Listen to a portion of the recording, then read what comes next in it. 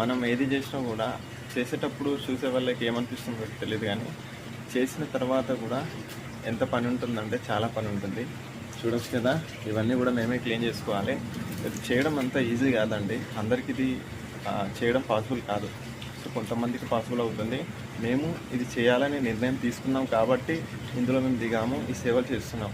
So మీలాంటి వాళ్ళు మాకు హెల్ప్ చేస్తేనే మేము ఈ సేవలు ముందుకు తీసుకెళ్ళాం. రేపటి రోజున మనం ఈ 50 మందికి చేస్తున్నాం, రేపటి రోజున 100 మందికి కూడా చేయవచ్చు.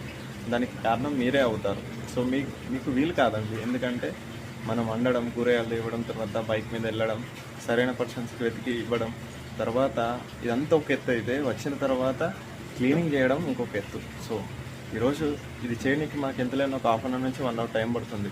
సో అది చాలా కష్టం అండి, ఎందుకంటే చూడవచ్చు మనకి ఇక్కడ అడుగు అనేది మాడిపోతూ ఉంటుంది. సో అది క్లీన్ చేయడానికే 1 అవర్ టైం పడుతూ ఉంటుంది. సో ఇది విషయం చేశాను.